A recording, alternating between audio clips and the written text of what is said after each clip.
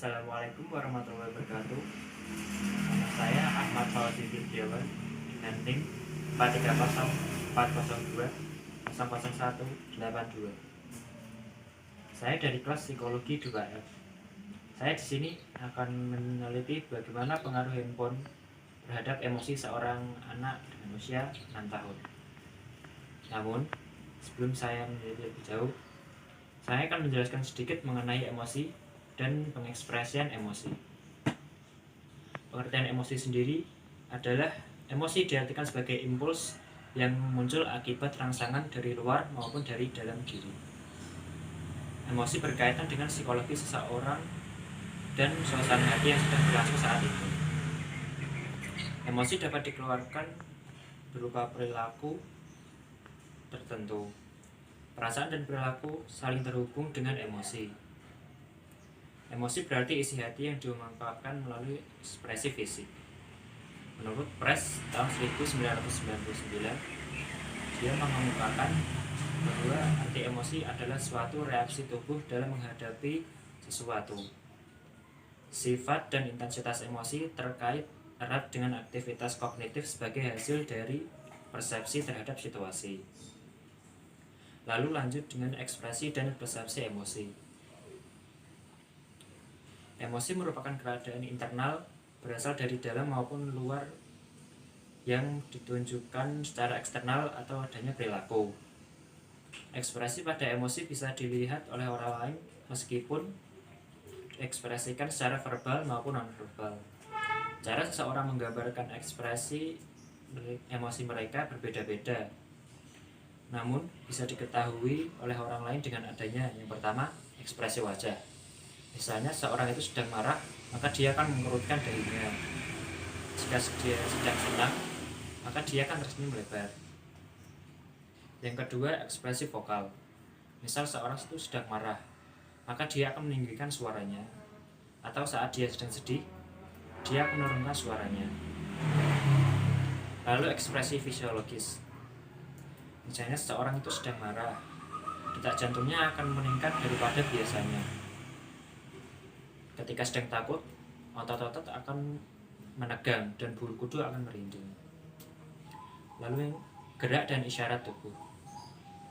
Misalnya ketika seorang sedang jatuh cinta, maka seseorang itu akan sering merasakan grogi, berkeringat dingin, dan lain-lain jika bertemu dengan orang yang dicintai tersebut. Lalu tindakan-tindakan emosional. Misal ketika seseorang sedang sedih, maka ia akan cenderung lebih diam daripada biasanya. Lalu ketika sedang marah, mungkin dia tidak akan melemparkan barang-barang di sekitarnya. Hal itu menunjukkan bahwa emosi berkaitan dengan perilaku seseorang saat itu. Lalu berikutnya, saya akan menjelaskan tentang penelitian saya mengenai emosi. Seorang anak bernama Fahri yang hampir tidak bisa lepas dari handphone. Saya mewawancarai orang tua Fahri sebagai sumber dari data yang akan saya jelaskan kemudian.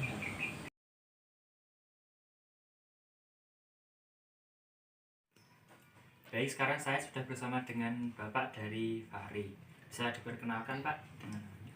Terima kasih atas waktunya untuk Mas Fauzi. Saya adalah Agus Kristianto, orang tua dari Fahri Akbar Firdiawan, anak saya yang usianya saat ini menginjak 6 tahun. Baik Pak, saya akan menanyakan beberapa pertanyaan kepada Bapak mengenai Fahri.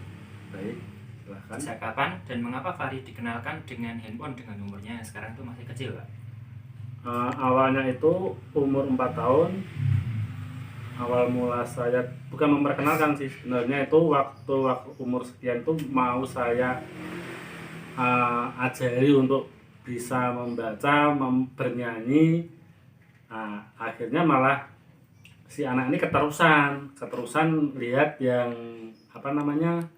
ada iklan konten ini, akhirnya dia kok pengen tahu, akhirnya keterusan dan sampai sekarang ini masih istilahnya untuk masalah handphone belum bisa lepas sepenuhnya. Jadi Fahri itu dalam proses belajarnya itu sudah terlaksana atau belum Pak? Sedikit-sedikit terutama untuk masalah angka 1 sampai 10 misalnya itu sudah lancar. Untuk menulisnya pun sudah bisa lancar untuk angka 1 sampai 10. Itu juga berkat adanya handphone. Soalnya kalau diajarin tidak lewat handphone tuh anaknya tidak mau Oh, gitu. Jadi misalkan belajar ya ini lewat tak pinjami HP lewat handphone, dia jadi mau belajar. Cuma saat ini baru angka saja yang mau dipelajari, dan untuk lagu-lagu juga belum belum begitu hafal. oh gitu. Lalu seberapa sering Fahri itu bermain handphone Pak dalam sehari misalnya? Dalam sehari itu ya minimal 2-3 kali lah. Maksudnya kalau bangun tidur tidak ada kesibukan, tidak ada teman main, sama ibunya dipinjami paling ya 1 jam. Nanti setelah itu baru mau mandi. Nah nanti kalau mau misalkan siang mau tidur itu kan susah anaknya. Itu ibunya bilang nanti kalau tidak mau tidur tidak tak pinjami HP. Mau tidur nanti setelah bangun tidur dipinjami HP lagi. Tapi tetap dalam pantauan kami selaku orang tua. Gitu. Lalu dalam penggunaan handphone ini apakah perubahan emosi Fahri itu terlihat perubahan gitu Pak? Ada. Dengan adanya handphone dia membuka YouTube Kids itu untuk perubahan emosional dan kecerdasan itu meningkat. Dia jadi tahu ini jadi tahu seperti ini, istilahnya menambah pengalaman seperti itu. Jadi dengan tidak secara langsung dan handphone itu membantu anak itu jadi lebih menambah pengetahuan dia selain dari mungkin yang kita ajarkan. Lagian saat ini kan belum ada untuk sekolah yang buka. Jadi untuk anak ini yang saya terima Fahri ini belajarnya lewat handphone. Setelah itu pengetahuannya bisa bertambah lewat handphone ini. Lalu dalam bermain handphone itu apakah emosinya itu bisa berubah Pak? Misalnya saat dia kan ngegame ya biasanya itu Pak, dia itu misalnya bakal marah-marah atau bakal teriak-teriak gitu Pak? Untuk itu ya sesekali misalkan baru main game itu kok jengkel, emosi ini kok mati-mati baik gitu. Tapi tidak terlalu ini sih, tidak terlalu istilahnya tidak terlalu mencandu. Baru sekedar dia itu bermainnya itu untuk game yang ringan-ringan, tapi untuk emosionalnya itu belum terlalu ini sih. Lalu pada saat bermain handphone itu emosinya apakah berbeda dengan emosi pada biasanya Pak? Saya rasa sama aja, soalnya kan masih tingkat usianya masih kecil ya. Ada handphone, tidak ada handphone kan masih bisa kita selaku orang tua bisa kontrol. Jadi kalau misalkan ya namanya anak kecil maunya juga ngambek, pengennya ngambek sama aja sih. Ada handphone, tidak ada handphone, tingkat emosional itu masih sama. Soalnya kan bermainnya handphone itu tidak terlalu sering seperti kalau orang dewasa bermain game sampai lupa jam, sampai lupa tidur gitu. Lalu apa yang terjadi saat dia diminta istirahat saat sedang asik main handphone gitu Pak? Ya awal-awal dia agak jengkel juga, baru bermain handphone, lihat YouTube, lihat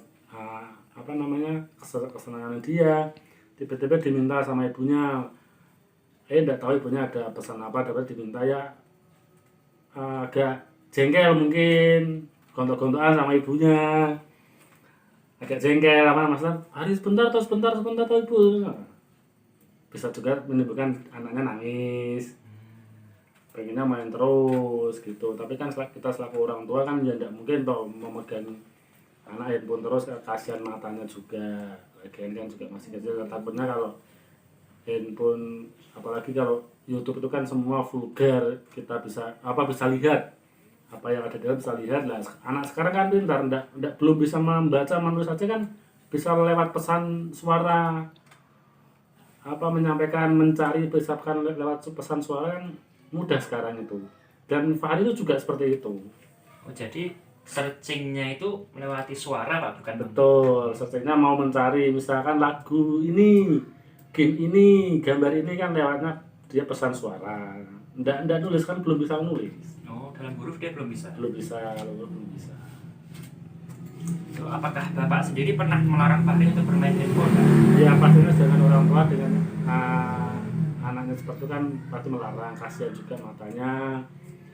Lagian takut, yang kita takutkan kan nanti kan lihat konten-konten yang tidak bagus, nanti akan terbawa ke anak. Jadi kan sekarang tuh handphone juga apa ya namanya, media sosial, tapi terlalu vulgar untuk anak-anak seperti Fahri yang usianya baru 6 tahun. Jadi kita selaku orang tua harus hati-hati lah. Kita tetap kita pantau, tetap kita awasi dalam dia memegang HP itu, tetap sewaktu-waktu kita lihat apa toh, enggak kita lost gitu, enggak. Dan kita juga batasi waktunya, udah ya selesai ya nanti lagi, mandi dulu, tidur dulu, makan dulu, enggak terus kita jor pakai handphone, enggak. Baik Kak, terima kasih telah menjawab semua pertanyaan saya. Saya kembalikan pada setelah saya melakukan wawancara dengan Bapak Fahri, saya juga melakukan observasi langsung terhadap Fahri. Saya membandingkan apakah ada perubahan emosi saat dia menggunakan handphone dan saat dia melepaskan handphone. Lalu saya dapat mengambil kesimpulan, saya bacakan kesimpulan saya. Fahri itu tidak mengalami ketergantungan kepada handphone, tetapi ia menjadi lebih emosional ketika bermain handphone. Emosional di sini yaitu emosi marah atau jengkel dan emosi gembira yang lebih menonjol dari biasanya. Biasanya emosi jengkel dan gembiranya tidak sering ia ekspresikan daripada saat dia bermain handphone. Sehingga bisa dikatakan handphone di sini mempengaruhi emosi Fahri. Lalu, saya merasa tindakan dari orang tua Fahri sangat tepat. Mereka tidak langsung memaksa Fahri untuk berhenti menggunakan handphone. Mereka secara pelan dan halus meminta Fahri sendiri untuk berhenti dan beristirahat. Hal ini menyebabkan Fahri tidak mengalami rasa takut karena orang tuanya meminta secara baik dan tidak memaksa dan membentak, sehingga tidak ada trauma pada Fahri. Walau terkadang Fahri sendiri yang tidak menuruti perintah orang tuanya, sehingga ada sedikit adu mulut daripada orang tuanya. Kedua orang tua Fahri terkadang mengatakan bahwa mereka tidak akan meminjamkan handphone lagi, yang menyebabkan Fahri menangis. Namun hal itu perlu dan harus dilakukan supaya Fahri tidak mengalami kecanduan dalam bermain handphone. Saya kira sekian dari penelitian saya, kurang lebihnya mohon maaf. Assalamualaikum warahmatullahi wabarakatuh.